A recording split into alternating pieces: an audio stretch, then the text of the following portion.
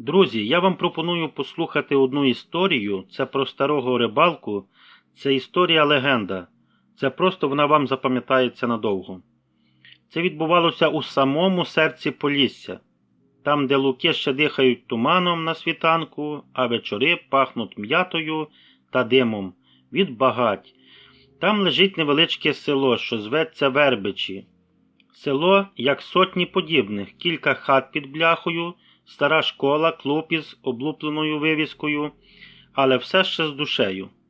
А за селом ставок, старий, мов саме життя. За легендою, той ставок копали ще за часів Кріпаччини, а може і раніше. Вода в ньому була темна, глибока, мов очі втомленого мудреця.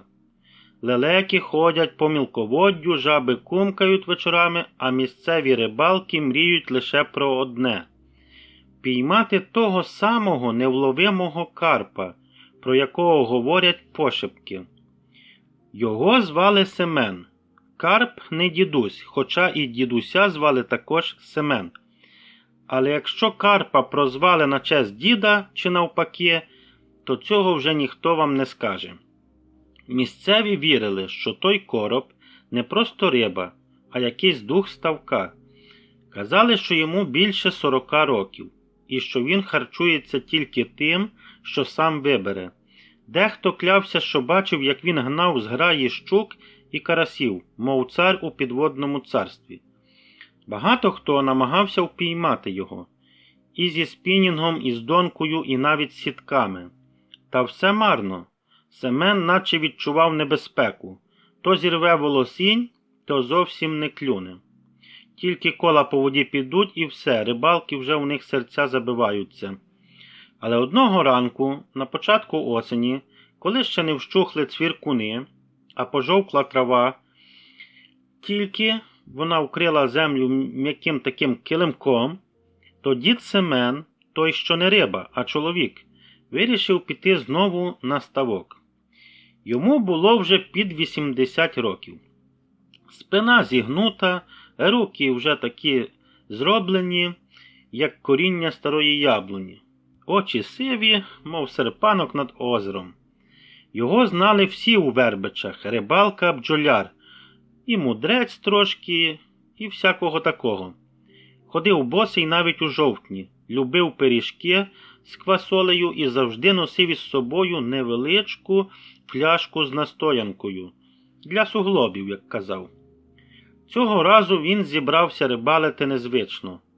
Замість черв'яка чи тістечка він узяв моркву. Та не просто моркву, а домашню, солодку зі своєї грядки. Нарізав невеличкі шматочки, підсмажив на старій сковорідці в олії з соняшнику. Морква хрумтіла, пахла, як дитинство на городі. Як не зловлю, то хоч сам з'їм, посміхнувся дід до себе. Він дійшов до ставка ще до світанку. Місяць висів над водою, як золотий півмісяць на хустині. Все було тихо. Навіть качки, що зазвичай гелготіли, мов баби на базарі, сьогодні всі мовчали.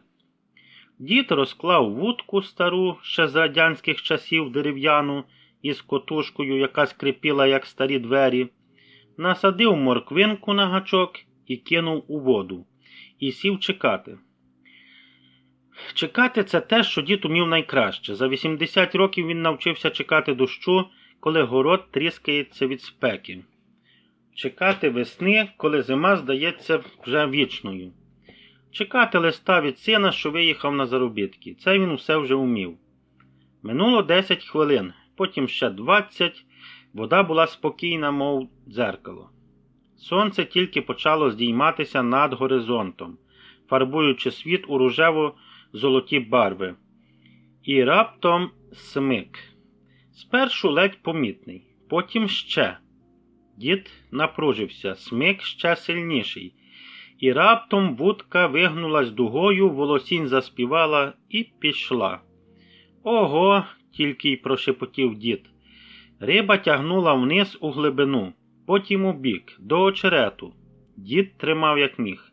Руки тремтіли, серце калатало, мов барабан на весіллі. Він знав, це не карась і не щука. Це він, Семен, той самий легенда цього ставка, короб. Боротьба тривала добрих 40 хвилин. Дід збирав усю силу, що залишилась. Один раз волосінь мало не порвалась, але витримала. Риба вивела коло за колом. Дід підтягував, відпускав, ловив знову. Нарешті, після останнього ривка над водою, з'явилася спина. Чорна, луската, з сріблястими боками. Величезна просто. «О, мамцю», – прошепотів дід, – «та ти ж як свиня, коропи». А карп був щонайменше на 25 кілограмів. Дід ледве витяг його на берег. Риба лежала, важко дихаючи, очима, як у старого мудреця, і дід дивився на нього, а він на діда. «Що ж, ти мені снився роками. Я тебе поважаю, але не можу. Я тебе не вб'ю». Він обережно зняв гачок, відніс рибу у воду, тримав, поки та знову не ожила. Семен, карп, ще трохи постояв у мілководді, наче дякував діду. Потім зробив потужний помах хвостом і зник у глибині. Дід сидів ще довго мовчки. Не для слави, не для фото у газету. Йому це було не потрібно. Цього ж вечора у селі заговорили. Чули, Семен зловив того Семена, що короб, та й відпустив. Всі кажуть, брехня. А от і ні, я сам бачив. Дід відпустив карпа. Наступного дня до ставка повалили рибалки. Але ніхто вже не бачив того коропа більше. Ні через тиждень, ні через місяць. А дід Семен став ще спокійнішим. Здавалося, що душа його знайшла мир. Відтоді він рибалив не заради улову, а заради моменту, та й казав: головне не риба, головне – це зустріч з нею. Через рік дідусь помер. Тихо у вісні. А у його фляжці знайшли записку: «Якщо мене не стане, не сумуйте. Я все ж таки зустрів його, і він мене теж». Кажуть, іноді на світанку над ставком з'являється легкий туман. І видно, як на воді щось велике залишає кола. І чути, як скрипить стара котушка. Можливо, то карп, Семен, знову чекає.